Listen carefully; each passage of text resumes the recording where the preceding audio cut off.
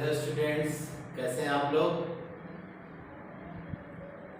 Lockdown के दौरान विद्यालय अभी कुछ समय के लिए नहीं खुलेगी, इसलिए हमारे विद्यालय के प्राचार्य महोदय ने आप लोगों के लिए एक संदेश जारी किया था वीडियो के माध्यम से, जिसमें आप लोगों को आगामी सत्र ऑनलाइन के थ्रू कैसे चलेगी उससे अवगत कराया था। तो विद्यार्थियों, आप सभी का साथ होना बहुत ही आवश्यक है। इन दरमियान हम घर पर रह के ही कैसे पढ़ें, उसके आधार पर आपको अपनी रणनीति बनानी है।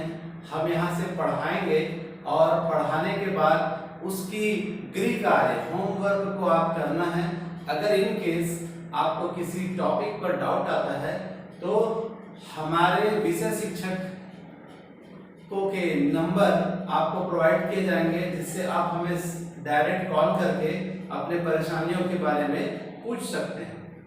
तो स्टूडेंट्स, आज हम कक्षा 10वीं का गणित का पहला चैप्टर लेकर चलेंगे और पहला चैप्टर हमारा है बहुपद। इंग्लिश में इसे पॉलिनोमियल्स भी कहा जाता है कि ये पॉलिनोमियल्स होते क्या हैं।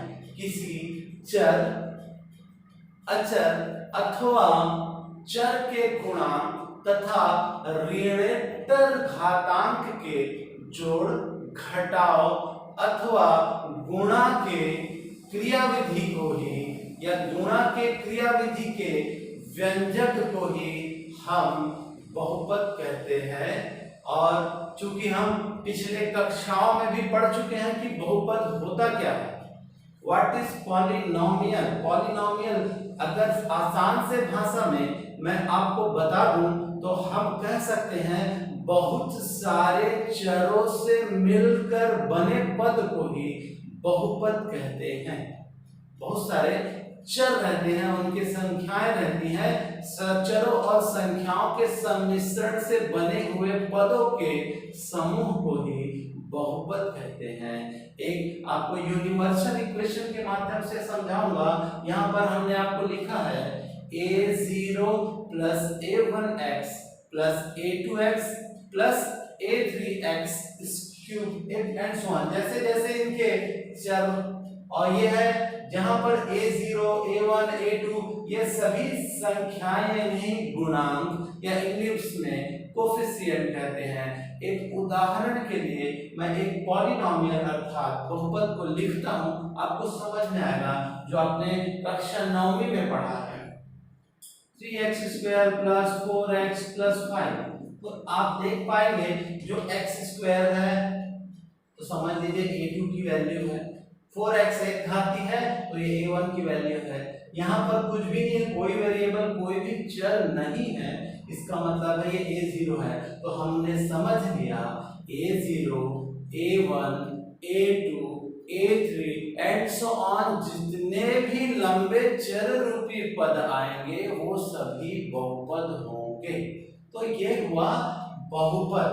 अब हम कैसे पहचाने कि कौन सा बहुपद है या कौन सा बहुपद नहीं है, उससे पहले हम चलेंगे कि बहुपद के बारे में जोड़ना सीखना है हमको, जो हमने पिछले कक्षाओं में सीखा था। जैसे हमने देख लिया x प्लस 5 धन x प्लस 3, ये इनका जोड़ कीजिए तो हम ब्रैकेट ओपन करेंगे x plus 5 plus x plus 3 तो x plus x 2x plus 8। तो यहाँ पर एक बात याद रखिए, जो समान घातीय चर होंगे वही आपस में जुड़ेंगे। यदि यहाँ x स्क्वायर होता और यहाँ पर x होता तो नहीं जुड़ता। समान घातीय चर ही गणित में जुड़ते हैं। x स्क्वायर के साथ जुड़ेगा या घटेगा, तो समान घात होने चाहिए सबसे पहले। यदि हम घटाने की बात करें, x माइनस 5 को घटा दिया जाए 2x प्लस 3 के साथ, तो घटाने में ये ऋण चिन्ह होता है, ये अंदर गुणा हो जाता है, माइनस 2x माइनस 3। तो ये हम देख पा रहे हैं 2x बड़ा है और ऋणात्मक है और x धनात्मक है, समान घाती है।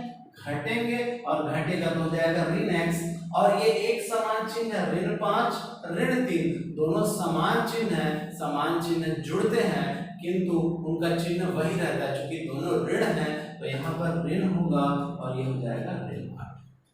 तो ये हुआ घटाव। इसी प्रकार से यदि मैं गुणा के बारे में बात करूं तो गुणा भी होता है, x-2 का गुणा कर दिया जाए x+2 के साथ, तो सामान्य सा गुणा करते हैं, देख सकते हैं x का गुणा पूरे के साथ होगा तो x² + 2x, ये माइनस है तो माइनस लिखूंगा, plus into minus minus 2x और प्लस इंटू माइनस माइनस 2 दूनी 4, यहाँ plus 2x minus 2x cancel होता है तो क्या बचा x² - 4। तो ये था हमारा जोड़ जो आपको आता था, घटाव ये भी आपने पिछले कक्षाओं में किया है, गुणा भी किया है। तो बहुपद में ये सभी संक्रियाएं चलती है, जोड़, घटाव और गुणा और भाग भी चलता है। तो हमने पिछले कक्षाओं में तो जोड़ना, घटाना और गुणा किया है किंतु भाग नहीं किया, तो हम यहाँ पर भाग सीखेंगे। और उससे पहले कौन सा बहुपद है या कौन सा बहुपद नहीं है उसके बारे में हमें जानकारी होनी चाहिए। तो बहुपद, तो यदि किसी भी चर की पूर्णांक घात हो, पूर्णांक घात का तात्पर्य पूरी 1 हो या पूरी 2 हो या पूरी 3 हो, वह पूर्णांक घात में रहेगी तभी क्या होगी, वह बहुपद कहलाएगी। पहला आपको याद रखना पड़ेगा।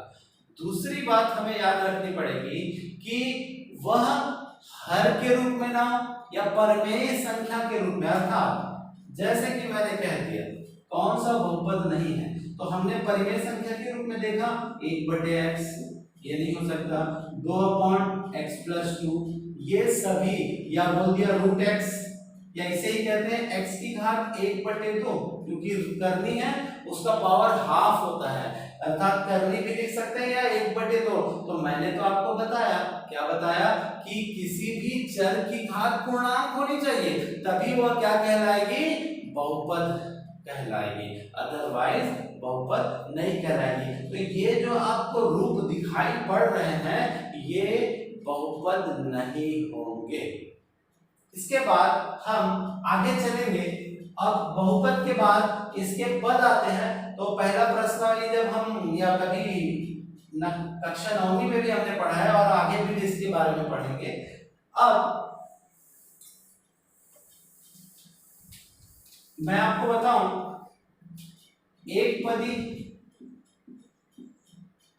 द्विपदी, त्रिपदी,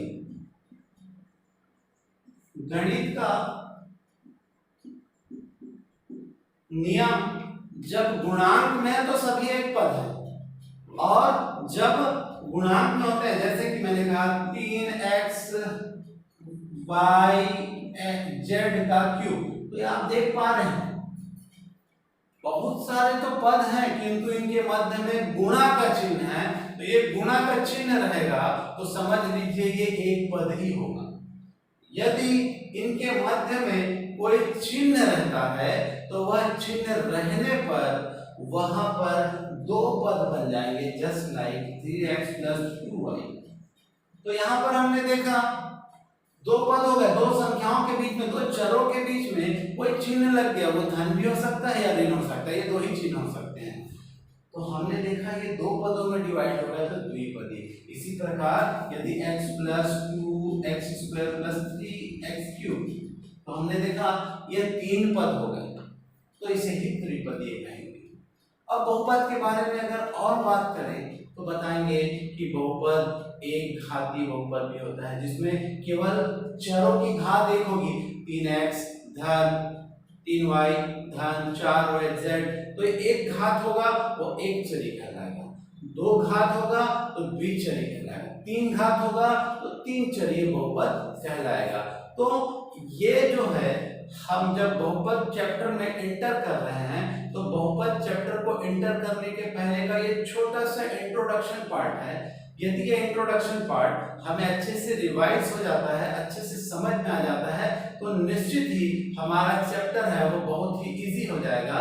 तो हम फिर से अपने परिभाषा को चले, किसी चर, अचर या चर के गुणांक अथवा ऋणोत्तर घात जिसके जोड़, घटाव अथवा गुणा के जो बीजीय गणितीय जो संक्रिया होती है, उस संक्रियाओं को ही हम बहुपद कहते हैं। और बहुपद का साधारण रूप मैंने आपको बताया, बहुत सारे चरों से मिलकर बने हुए पद को ही बहुपद कहते हैं। और इनके जोड़ घटाव या बोल सकते हैं चर संख्याओं के जोड़ घटाव की जो क्रियाएं होती है, उसके बीजीय रूप को हम बहुपद कहते हैं। तो ये था बहुपद टॉपिक हमारा।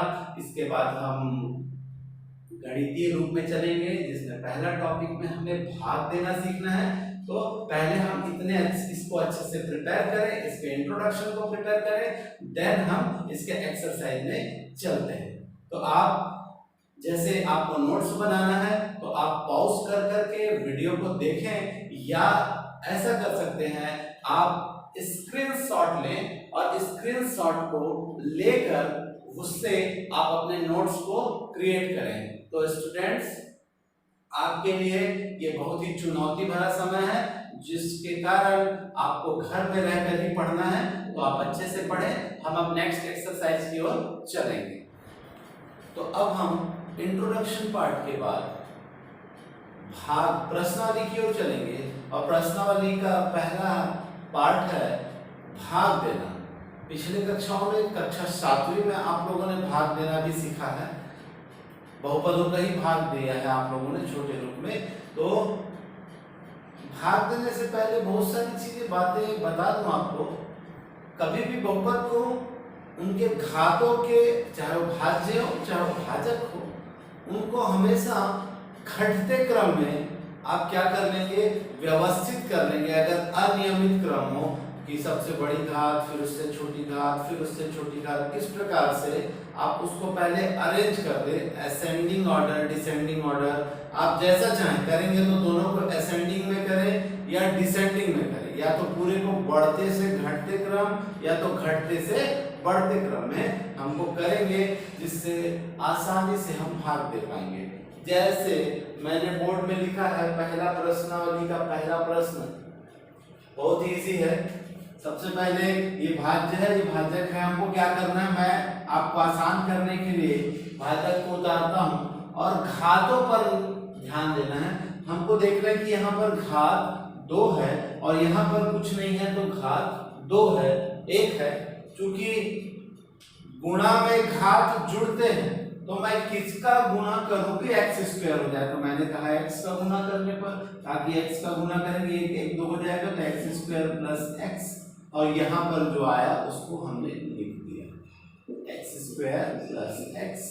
और यहाँ पर क्या किया, जो हमारा शेष फल कितना से गुणा किया हमने, x से, तो x का गुणा कर दिया था, तो x वहां पर शेष फल भागफल आ जाएगा। हम अब चिन्ह बदलते हैं। हमने जो भी चिन्ह रहता है उसका अपोजिट साइन हम लगाते हैं। तो यहाँ पर धन था तो ऋण लगाया, धन था तो ऋण लगाया, प्लस माइनस कैंसिल हो गया। अब एक चीज देखा, ऊपर में भी x ऋणात्मक है, नीचे में भी x ऋणात्मक है, तो दोनों ही ऋण हो जाएंगे, ऋण 2x, और एक को उतार लिया। फिर से हम भाजक के पास आएंगे और फिर चेक करेंगे, संख्या को बाद में देखेंगे, पहले चर को देखेंगे। x है, उसकी घात 1 है, तो यहाँ पर भी x है, तो यहाँ पर क्या मिसिंग है, 2 है, तो हमने 2 का गुना कर दिया। 2 का गुना तो कर दिया, उसके बाद देखा सामने में ऋण चिन्ह है, तो हमने ऋण का भी गुना कर दिया।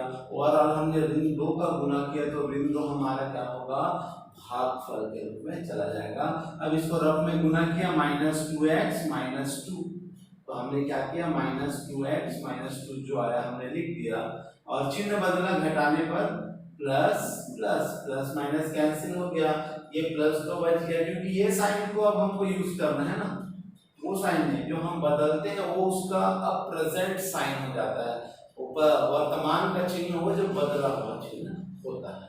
तो अब हमने पाया 2 और 1 3। इस प्रकार से हमारा जो भागफल कितना आया, भागफल is equal to x minus 2 और शेष फल कितना आया 3। फिर यहां पर भी चलते हैं, उसी विधि को पालन करते हुए हमने फिर से रफ में 2x माइनस 1 लिख दिया। अगर आपको डायरेक्ट आता है तो आप डायरेक्ट भी कर सकते हैं, मैं आपको एक आसान सा तरीका बताने का प्रयास कर रहा हूं। तो चलेंगे 2x माइनस 1 है और यहाँ पर देखा हमने इसकी घात 1 है, हम केवल चर को ही देखेंगे, यहाँ पर उसकी घात 2 है, तो सबसे पहले एक तो x का गुना हमें करना ही पड़ेगा ताकि x स्क्वायर हो जाए। अब हमने देखा यहाँ पर 6 है, हम 6 कैसे लाएं, क्योंकि यहाँ पर 2 है, 3 का गुना करेंगे ताकि 3 दूनी 6 हो जाए। तो हमने रफ में गुना करके देखा 6x स्क्वायर माइनस 3 एकदम 3x, तो हमने किसका गुना किया 3x का गुना किया है, तो 3x का गुना किया तो 3x लिख दिया हमने भागफल में, और किसका गुना किया, क्या आया है गुना करने पर 6x स्क्वायर माइनस 3x। अब हम इसके चिन्हों को बदल लेंगे, चिन्ह बदला, हमने क्या किया minus plus, plus minus cancel हो गया, ये चिन्ह अब उपयोगी रहेगा, ये धन 3x है और ये ऋण 5x है, क्योंकि ऋण बड़ी संख्या है तो बड़ी संख्या का ही चिन्ह लेंगे, तो बड़ी संख्या का चिन्ह ऋणात्मक है, इसलिए हम माइनस साइन को लेकर चलते हैं, तो माइनस 2x होगा और प्लस 1 को हमने उतार दिया। फिर से गए रफ में, भाजक को हमने देखा, भाजक के साथ देखा कि यहाँ 2x है तो यहाँ पर भी 2x है, मतलब हमें एक का ही गुना करना पड़ेगा, लेकिन हमने देखा कि यहाँ ऋण है तो ऋण का गुना किया तो ऋण 2x माइनस माइनस प्लस है, तो माइनस 2x प्लस 1। अब हमने क्या किया, चिन्हों को बदला, हमने किसका गुना किया ऋण 1 का, तो ऋण का एक प्लस हो गया और ये माइनस हो गया, तो आप देख रहे हैं प्लस माइनस कैंसिल हो गया, प्लस माइनस कैंसिल तो क्या आया 0। तो यहाँ पर हमने देखा इसका जो भागफल है, भागफल कितना है 3x माइनस 1, और जो भागफल है सॉरी शेष फल है क्या आया 0 था। तो स्टूडेंट्स ये भाग देने के मैं कुछ आसान तरीके आप लोगों को बताने का कोशिश कर रहा हूँ, उम्मीद करता हूँ ये आपको समझ में नहीं आएगा। आप लोगों के पास हम सभी शिक्षकों के नंबर आपको उपलब्ध रहेंगे, यदि किसी प्रश्न पर आपको कोई भी डाउट रहेगा आप हमें कॉल के माध्यम से हमें ज्ञात करा सकते हैं, उसका सॉल्यूशन हम आपको वीडियो में या आपको पर्सनली आपकी कॉल के माध्यम से ही दे सकेंगे। तो आप इसको देख लीजिए, फिर नेक्स्ट क्वेश्चन की ओर चलते हैं। तो हम नेक्स्ट वैरायटी की ओर चलेंगे और ये हमारी नेक्स्ट वैरायटी है, थोड़ा सा बड़ा है सवाल। मैंने आपको बताया था कि जब भी हमारे पास यदि बड़े व्यंजक आए और वह बड़े व्यंजक अगर अव्यवस्थित हो तो उसे आरोही अथवा अवरोही क्रम में व्यवस्थित करते हैं, असेंडिंग या डिसेंडिंग ऑर्डर में। तो ये प्रश्न में अव्यवस्थित था, छोटी बड़ी घातें, तो मैंने इसको क्या कर लिया है बड़ी घात फिर से छोटी घात, उसको घटते क्रम में, घातों को घटते क्रम में मैंने बता दिया है। वैसे ही यहाँ पर भाजक भी था, भाजक को भी मैंने वही किया है। अब हम चलेंगे भाग की ओर, और जब भाग देंगे तो चलते हैं। सबसे पहले हमारा जो आसान तरीका हमने बताया था x square plus 4x plus 2। अब हमको देखना है जो भाजक है उसकी सबसे बड़ी घात आपको क्या दिखाई पड़ रही है, ठीक है, हमको 5 दिखाई पड़ रही। गुणा में घात जुड़ते हैं, तो यहाँ पर 2 घात है तो 3 घात का गुणा करेंगे तब 3 2 5 हो जाएगा, तो x टू द पावर 3, तो हम 3 का गुणा किया x का 5 धन 4x का 4 धन 2x का 3। चलिए ये दिखाई पड़ रहा है। अब हम इसको उसके नीचे व्यवस्थित कर देंगे, x की घात 5 धन 4x की घात। अब एक चीज देखिएगा कि यहाँ पर 4 घात है, यहाँ पर 4 घात नहीं है, तो हम उसको कहीं पर भी या लास्ट में लिखते हैं आपको समझाने के लिए। तो 2x की घात क्यूब है तो क्यूब वाले की घात में क्यूब लिख दिया। फिर हमने क्या कर दिया लास्ट में लिखा 4x का पावर 4। अब हम क्या कर रहे हैं, चिन्ह को बदल रहे हैं, चिन्ह को बदले, प्लस माइनस कटा।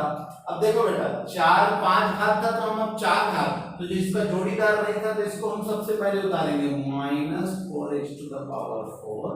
अब 3 घात, तो अब देखिए अब 3 घात करेंगे, 3 घात में सबसे बड़ी संख्या 5 है, 5 की घात धनात्मक है, सॉरी चिन्ह धनात्मक है इसलिए धन लूंगा, और यहाँ पर 5 में से 2 घटेगा तो आएगा 3x का क्यूब। अब यहाँ पर हम 2 घात को देखेंगे, 2 घात का कोई जोड़ीदार नहीं है तो 3x का घात 2 हमने उतार लिया। फिर 1 घात का 3 पद है तो हमको आगे उतारने की आवश्यकता नहीं है। तो अब हम आगे चलेंगे, फिर देखा 4 घात हो गया, 2 घात था तो हमने क्या किया, 2 घात का गुणा कर दिया। जब 2 घात का गुणा किया तो 2 और 2 4 हो गया, ठीक। अब सामने देखा 4 है तो हमने भी 4 का गुणा कर दिया, उसके सामने देखा ऋण है तो हमने भी ऋण का गुना कर दिया। अब हम माइनस से -4x स्क्वायर से, तो हमने शुरू में किसका गुना किया था, x⁴, और अब किसका कर रहे हैं, -4x स्क्वायर।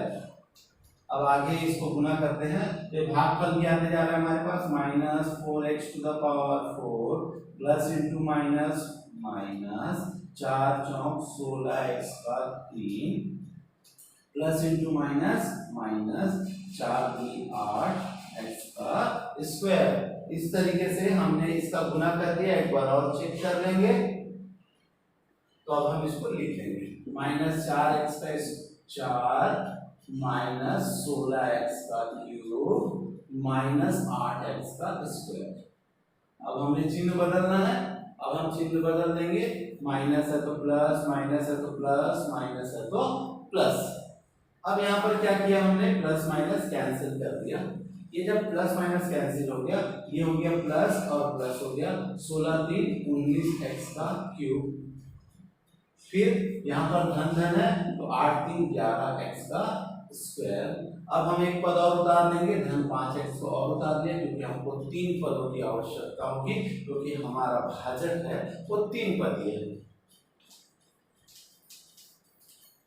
यहाँ 19 है और यहाँ पर x की घात कितनी है, 2 है। अब हमको घात देखना है, यहाँ पर 2 घात है, यहाँ 3 घात है, तो एक जोड़ना पड़ेगा अर्थात हमें x का गुना करना पड़ेगा। फिर यहाँ 19 है तो 19 का गुना करना पड़ेगा, तो हमने कर दिया 19x का गुना किया, 19 से कम 19x का क्यूब हो गया प्लस कितना हो जाएगा, 19 चौक कितना होता है जी, 76 x का स्क्वायर। फिर क्या होगा, प्लस 19 दूनी 38x। ठीक है, ये चीज को हम अब फिर से यहाँ उतार देंगे, 19x का क्यूब प्लस 76x का स्क्वायर प्लस 38x। तो हमने क्या देखा, चिन्ह को बदला, ये तो कैंसिल हो गया, तो यहाँ पर 76 बड़ा है और ये माइनस है, तो हम एश्योर हो जाए कि माइनस ही होगा, और 76 में जब 11 जाएगा तो आएगा 65x square plus into minus, जब 38 बड़ा है और 38 बड़ा है तो उसका साइन माइनस है तो हमने माइनस ही लेना है, 38 में 5 जाएगा तो 33x होगा। फिर हम देखेंगे लास्ट वैल्यू 3 को हम उतार लेंगे, फिर हम देखेंगे फिर से x स्क्वायर है, यहाँ पर भी x स्क्वायर है, कोई दिक्कत नहीं, यहाँ 65 है तो हमने भी 65 कर लिया, यहाँ माइनस है तो हमने भी माइनस किया, तो हमको पता चल गया कि -65 का इसमें गुना करना है, तो -65x स्क्वायर -35 दूनी 130, 65 दूनी 130 और चौके हो जाएगा 260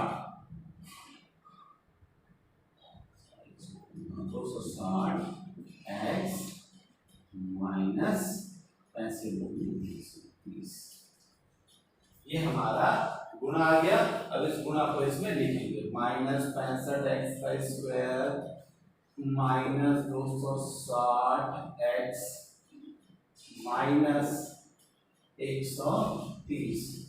अब इसका कोई भी काम नहीं है, अब इसे हम मिटा देते हैं।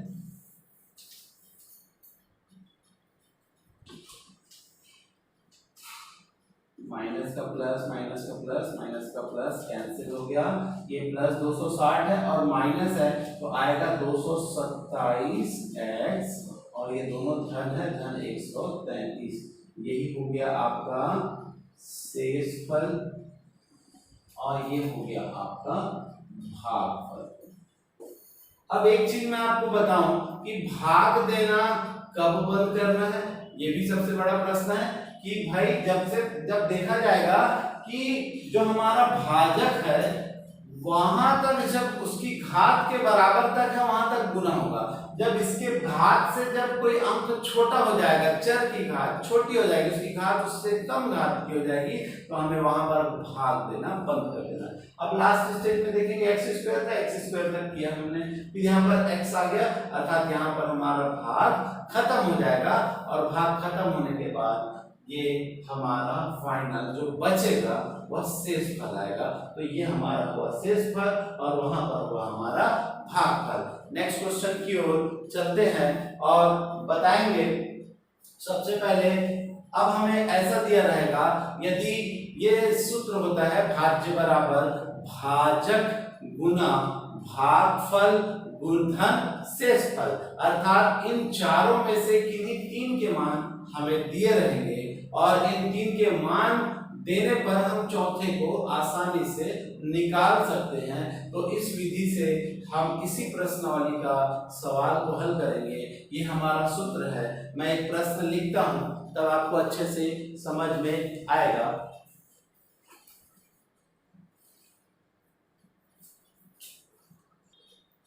ये हमारा सवाल है, भाजक भाज्य भागफल शेषफल दिया तो हमें भाज्य ज्ञात करना है। तो मैंने ये फॉर्मूला लिख दिया है आप लोगों के लिए, भाज्य बराबर भाजक गुना भागफल धन शेषफल।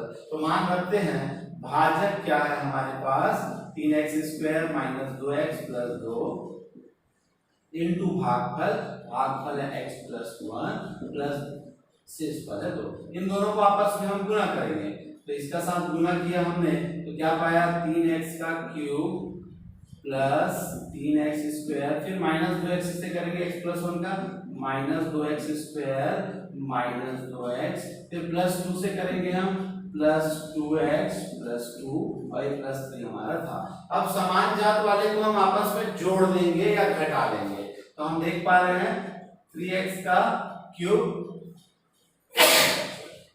3x का क्यूब x स्क्वायर को देखा, ये 3x स्क्वायर धन है और 2x स्क्वायर ऋण है, तो ये आपस में घट जाएंगे तो बचेगा x स्क्वायर, ये minus 2x plus 2x cancel हो गया और ये जुड़ जाएगा 3 और 2 5। तो ये हो गया हमारा क्या भाज्य।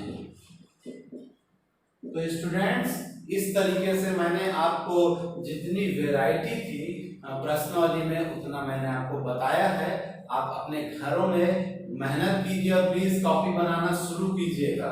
मैंने इंट्रोडक्शन दिया है, बार बार पुश कर करके आप उन परिभाषाओं को, बहुत सारे प्रकार को अपने कॉपियों में लिखेंगे और लिखकर एक नोट्स बनाएंगे, उसके बाद ही प्रश्नावली चालू करेंगे। तो ये था पहले प्रश्नावली का वीडियो।